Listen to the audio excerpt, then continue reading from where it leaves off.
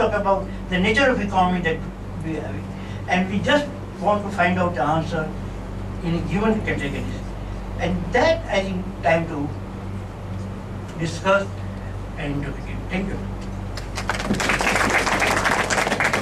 That we need to think about. And the second area, which has been the subject of both these papers, is the whole question of reservations. And within reservations, as I can see, there are three sets of issues that confront all of us and that confront, I presume, the state and so on. One is, of course, the most important issue, which is that of scheduled caste status for the Muslims and Christians. The second is the category OBCs. How do we define OBCs and so on? And the third, of course, as Hilal Ahmed was seeking to discuss, which has been one strand of thinking among Muslims, which is to say that you have to treat Muslims as backward. Basically, what they're saying is that they have seemed to change their tack from the kind of stand that Jalaluddin had taken in the 1980s, when he was really saying that Muslims are discriminated against and therefore they deserve reservations. Now they're being a little smarter now, in that they realize that this strategy will not work, and therefore now they're arguing for the treatment of Muslims as backward, as a backward class, and excluding the creamy hair from it. As I understand it, this is the current stand. This is the stand that they are taking after the Ranganath Mishra Commission report, and also in the light of the stand that the West Bengal government has recently taken. So I think there are these three issues, and all of them are interesting and compelling. But clearly, I think the most compelling issue, really, as far as I can see, and the one which should really command our attention, is scheduled caste status for Dalit Muslims and Christians. But at the heart of all this, apropos some of the issues that have been raised by Kanda Shankaran, I think at the heart of this is really the question of discrimination. Where do minorities, and as I said, my concern is really with Muslims, where do Muslims stand as far as discrimination is concerned? And I can do no better than just simply very briefly refer to a very important study done by S.K. Thorat and Catherine Atwell, is that the name? And Catherine, Paul Atwell, sorry, Paul Atwell of Princeton University, if I'm not mistaken, which was published, New York State University, which was published in the Economic and Political Weekly about, some time back, sometime last year, possibly even 2008. Now, very interestingly, although they set up this study, which is called a correspondence study, I won't go into the details, those of you who are interested will hopefully get to read it. But I think the most interesting thing about this study, which is about discrimination, and which is an attempt to empirically establish discrimination, is that obviously they set about establishing the persistence of discrimination with regard to Hindu cultures. But what do they find? They basically looked at job applications, or rather sent job applications to the organized private sector of three categories with very identifiable names. That is to say, upper caste names, Hindu Dalits, and Muslims. Now, of course, without doubt, there is discrimination. They found that the call for interview was the highest, obviously, for upper caste, Hindu upper caste, followed by Dalits, but the group that received the least number of interview calls was Muslims. Now, so I think this is really the key issue, in my view, is discrimination. Now, I do understand, I do realize that discrimination is a very complex issue and one study cannot establish it, but the point I want to make is that we in India have, apropos what was just said, we in India have understood discrimination in a very specific way, in our specific historical context, and in the context of the Hindu caste system and its discrimination. Now, I really wonder whether the time, and therefore the bulk of the discourse, when it comes to whether it is development in the way in which I have defined it, or it is the whole issue of reservations, it all boils down to the constitutional discourse. And the constitutional discourse happened in a certain context. There is a certain framework, and we know the historical context, we know the political context. I think the question really is this, that whether we can really find a solution to the conundrums that confront us with regard to the deprivation, disadvantage, and discrimination of such large numbers of people in our society, within the existing constitutional discourse, or do we really need to go beyond it? And I do think that the scheduled caste case is very compelling with regard to my suggestion, which is that, let's face it, the problem is not really constitutional. Because if it were constitutional, there are state governments in India which have found solution, which have found, for example, the Kerala government, which has found a solution to the problem of giving affirmative action, or let's say in this case reservations, to Muslims by virtually categorizing almost 80 to 90% Muslims and following a roster, a very complex roster system to give them reservations. Likewise, the Tamil Nadu government has done the same. Now, I'm presuming the West Bengal government is attempting to do the same, but not quite. I mean, there's a lot of different ways. So I don't think really the issue is really constitutional. As far as I can see, the issue is political. It's all about politics. And I do think that the demand, a very legitimate demand, in my view, an extremely legitimate demand for scheduled caste status for Dalit Muslims and Christians, and I'm aware that there is a constitutional discourse, there is a court, there is a whole jurisprudence on this issue for the past 55 to 60 years on this whole issue of scheduled caste status. But let's face it, the courts have taken a very literal definition. They've taken a very literal definition of social disability apropos this whole issue of scheduled caste status to define it, define social disability essentially in terms of untouchability. And that is it. But if you look at the Parliamentary Standing Committee reports of the Ministry of Social Justice, it's very interesting, and that's why I make the point about the difference between the constitutional discourse and politics. You look at the Parliamentary Standing Committee reports on this very issue of scheduled caste status. They are actually asking for new benchmarks of social disability. They're saying there have to be new benchmarks of social disability, which are more contemporary, which do take into account, so to speak, multiple dimensions of disadvantage. But the problem is essentially twofold, as I can see. It is the court discourse, which is, as I said, which is this kind of sort of Hindu jurisprudence with regard to some of these issues, if I may say so. And the other issue is again political. The opposition is in part because of the court's position, but it's also coming from the existing beneficiaries. It is really coming from the existing beneficiaries who are loath to have to share the benefits which they have enjoyed for the past 60 years. And let's face it, the benefits are significant, they were well deserved, they were absolutely well deserved for the scheduled castes and scheduled tribes, but obviously they are loath to share it. And let's face it, there is a huge political mobilization that backs this position of not, and therefore the argument that there's a problem of conversion, there is this whole issue of untouchability. But I think as far as I have been able to understand, and let me just point out in the study that you mentioned, neither of these two, neither the Satish Deshpande study nor the Ranganath Mishra Commission were commissioned by the Ministry of Minorities. Actually, the Satish Deshpande study was commissioned by the National Commission for Minorities, and the Ranganath Mishra Commission was appointed by the Prime Minister, by the Central Committee report. But you're right, in a sense, they're both before. I mean, what to do about them, they're both before the Ministry of Minority Affairs, because both, you're very right, and I think that is what you had in mind, because they both pertain to minorities. But it's very clear that on the whole issue of scheduled caste status for Dalit Muslims, especially for Dalit Christians, who've been mobilizing so in such a majorly way for the past 55 years, but to no avail. And as far as I've been able to understand, apart from the two reasons that I've given, the issue, as I said, is very political. It's not constitutional. There's ample evidence to suggest that they face the same social disabilities.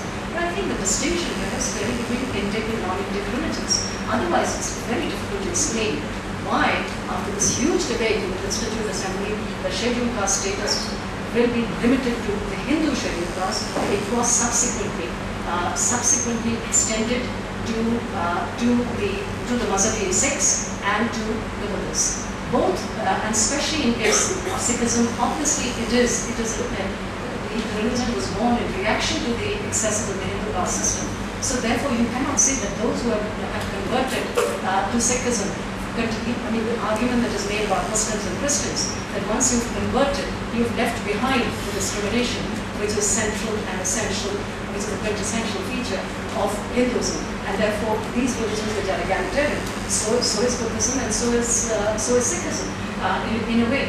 And therefore, so the only way one can understand this distinction is if you take into account, as I see, the distinction between Indic and non-Indic religions. Islam and Christianity, having been born outside India and having not emerged from Hinduism, so to speak, are treated differently. So there is therefore a discrimination at the very heart of the entire conception of disadvantage in India, or the very conception of discrimination. And I think while we may continue to say that make this distinction between secularism and communalism, which is to say that to ask for any kind of affirmative action on grounds of religion is anti-secular. But I really wonder about the secular content of the existing conceptions, which are, as I said, but which, having said that, I still think that the resolution to this conundrum is certainly not religion-based reservations. I think we're going to have the solution to it. I'm not even sure whether the solution to it, as was suggested by Sundar Joka this morning, is, and he was right when he said that governments find it easier to deal with demands coming from Muslims if they are clothed or presented in caste terms, because that's an acceptable category.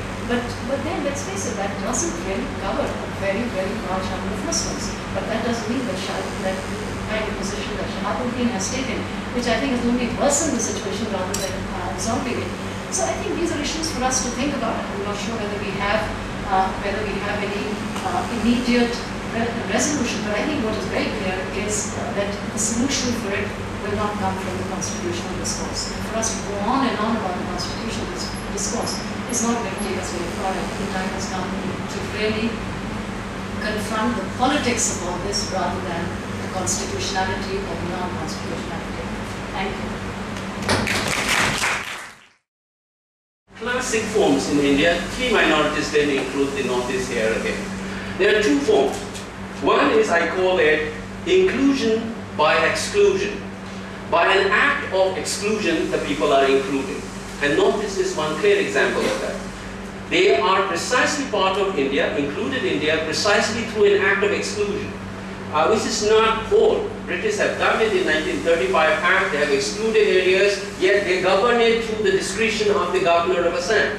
In a very similar way, through the executive decisions, exemplified by notorious legislation such as Armed Forces Special Power Act, Northeast is ruled. You have finance, Northeast Eastern Council, it doesn't operate under Finance Ministry, it operates under Home Ministry. Now, this kind of exception and exclusion of the Northeast is one way of including them. Northeast can only be included in India by an act of exclusion. I suspect the Muslims also have this tendency to be included in the Indian mainstream by an act of exclusion. And that is precisely why what Ujjwal Kumar was hinting at his work about these extraordinary laws. Muslims as a suspected community and encounterable bodies. That is how we experience in contemporary time. How each of these laws, exceptional laws and special laws, are created in order to control the suspected communities and encounterable bodies in the Indian polity. The other one is Dalit. Just the opposite, I would like to say. Dalits are a case of exclusion by inclusion. They are excluded precisely because they are included in the ethos of a particular structures. And this is the kind of exclusion by inclusion in the case of Dalit. It is what I suspect that shifting the religion and moving out of the Hindu ethos is one way to fight it back. There's not. If it's not part of that included entity, then this question of discrimination could also be articulated in a very different sense. So I give you these two examples as juridical exceptions. One, to conclude this last part, governing the other involves, one is to follow a modernist assumptions of development, and it is old story, Karl Goer's, and you can see that Karl Goer's work of how Modernities Project will do away with parochial identities, cultural forms, and so on and so forth. That's a kind of a project, but such a report has indeed revealed that it has its own limit if we don't address the other. The other is, since citizenship is a juridico-political conception, we must acknowledge the challenge in front of us is the tendency to govern these others through exceptions. And that is a challenge for the development of minorities for a democratic and rightful belonging and participation in this country. Thank you. Surinder, for giving me this opportunity to share some of my concerns, and thank you for your hint at what I might speak as usual. I would be excited, but I might take a little detour today. I'm expected to speak on Northeast all the time, so I won't do that probably today. It's way, you look at women scholars to talk about gender, or women to become the minister for child welfare and family welfare, not to hold the office of foreign minister or finance minister. I'm not going to fall into that trap. Okay, the title of my paper is, as you can see, Governing Others, Politics and Culture and Challenges of Citizenship. And I'll talk in 4 different parts. In the first, I'll make some preliminary observation on the idea of citizenship. And in second, I'll quickly run through the relationship between nation and state. And the third, I'll talk about what Homi Baba calls cultural unconscious, and through that, we'll try to understand how Muslims becomes the other.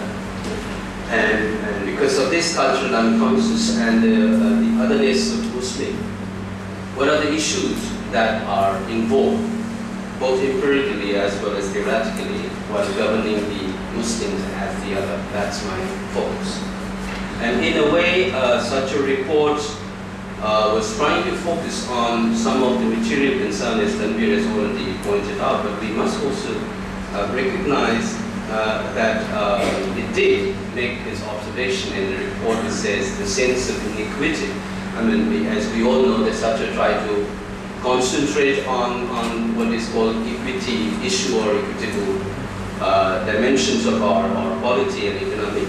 But Satya did remind us, and here I'm quoting it, it says, the sense of inequity may be perceptual or as a result of discriminations that the minority may face due to difference in identity.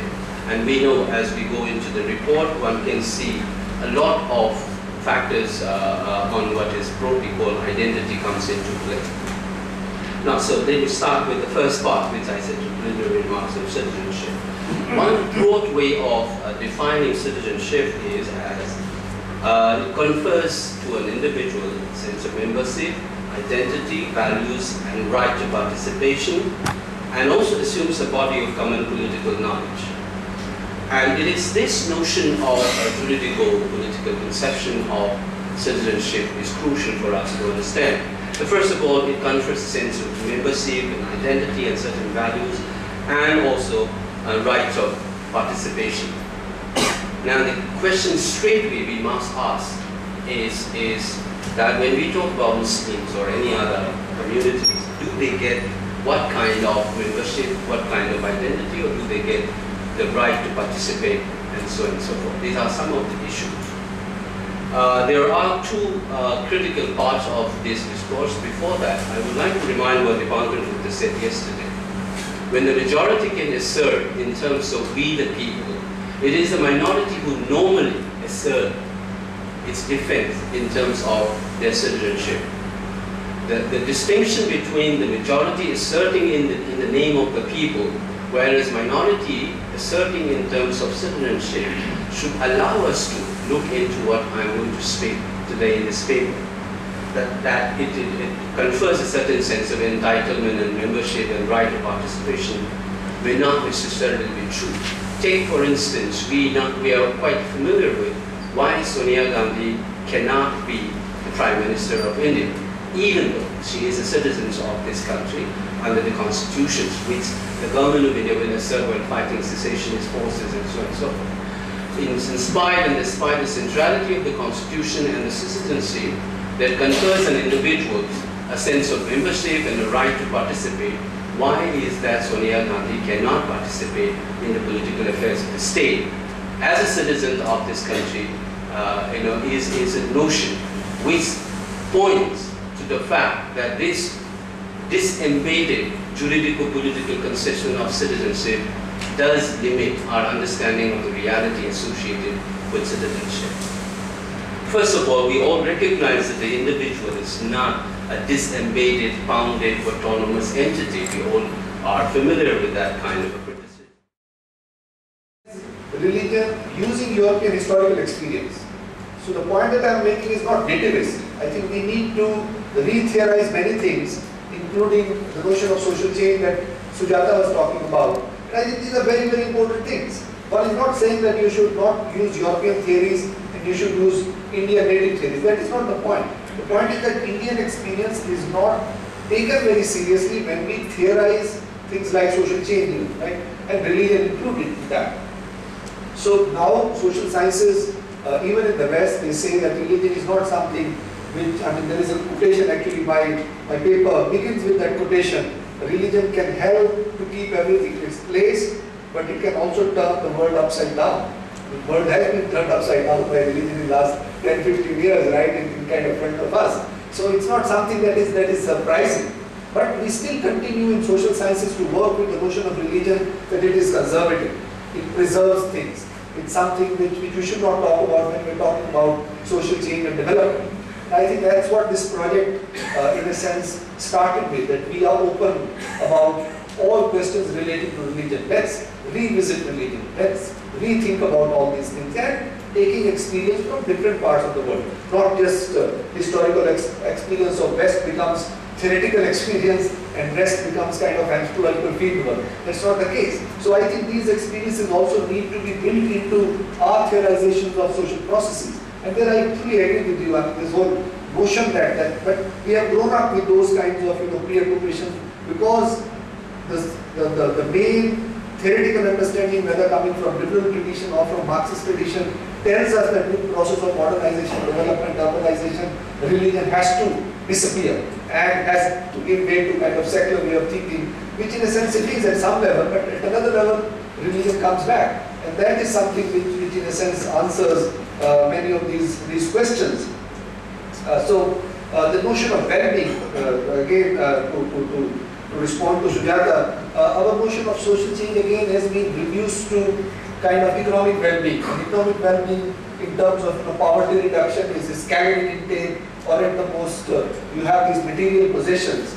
But the notion of well-being that human beings have at different kind of marginal locations significantly varies, and it could have religion as one of the components, which is very, very central, that I should have my own way of worshipping, my own way of doing things where I can live a dignified life. And that could be the most important thing for them.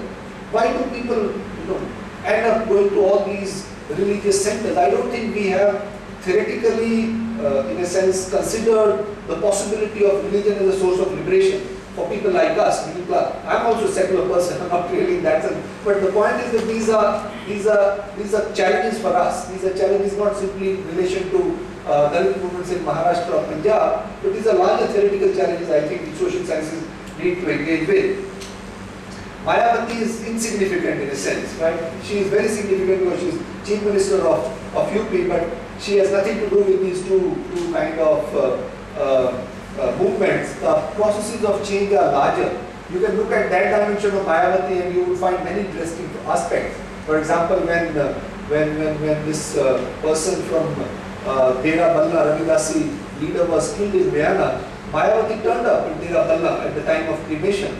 So she identifies, and the whole story about turning Kashiram into a Buddhist. Kashiram was not a Buddhist, Mayawati herself is not a Buddhist.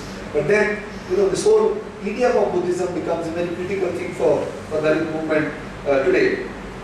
Yeah, I think Kanchan's question is also very important. Getting out of religion doesn't automatically liberate you. I think that is where we need to empirically look at these two movements. These are not simply religious movements, right? There is a social ground which, in a sense, has altered before religion becomes significant, but before the conversions or religious autonomization happens. So, and not every community is participating. So I think the old work that sociologists did on caste, so there has to be socio-economic change. Some communities have to get out of caste system existentially and in terms of their everyday life. If they are part of the system for their survival, for their reproduction physically, I think it's very difficult for them to have an autonomous movement. So I think religion is not something which is only religion. It is very closely connected with the whole process of social mobility and the whole process of change. I think this again is very important. What is happening in Dera Balla, in Ravidasi Dera, earlier they have their own living gurus. One of them was killed in Vienna, but the central text continues to be like in a Sikh Gurudwara. Guru Granth is kept in the center because it has the writings of Guru Ravidas. Like the Sikhs worship Guru Ravidas writings, Ravidas is also worshipped the writings of other Sikh Gurus, and these were also recited in Ravidasi Gurudwaras. Increasingly now, the Guru Granth is being removed from the Ravidasi Deras or Ravidasi Mandirs or Ravidasi, now they call them Guruhara rather than Gurudwara. And instead of writing Ikyamkar, they would write Hari. I think it fits very well in my framework. If one was to understand Ravidasi movement as a movement for autonomization of their community resources and their cultural resources, this is just one step ahead. That we don't want to have anything to do with Sikhism. Sikhism can be potentially harmful for our existence, and if we want to worship our Guru instead of Guru Granth, it is something that we would decide. Why the hell Sikhs should decide for us that if you want to have Guru Granth Sahib in the same building, you should worship Guru Granth and not a building Guru, right? So okay, take your Guru Granth away. We will take out our Guru Ravidas and worship only that. I think this is the same trend which was started by our Dharma movement, that we are an autonomous religious community and we have nothing wrong, we don't have anything against Sikhism, but if Sikhs don't like it, okay, fine, we won't have anything to do with you in the religious affairs. So we will evolve our own autonomous rituals as well. So I think that fits very well in my, so Ravidasis, which was seen as, many people have this notion that Ravidasis are Sikhs. They have never been Sikhs in that sense of the term, because even in census listing, our Dharmis are listed as Hindus. I mean, after, as I told you, after Pune Pact, the religious identity issue was resolved by the state rather than by the community themselves. And there are Chamar Sikhs who call themselves Ramdasiyas. Some Ravidasiyas will also say we are Sikhs, but generally most of them would call themselves Ram. So there are internal kind of variations, but I think that's where I stop. No, I just add one point to what Victor said now, that this question of autonomy of this, this was, this Dera incident might have triggered this, but this was already being practiced. I mean, if you look at the Dera Pathankot, which is a part of various things in various ways, Routledge team, 4-5 people played a very active role in making our yesterday's evening function a success. We contacted 3 of our people who commented on the book at a very short notice, and they kind of obliged us and they made very sensible comments.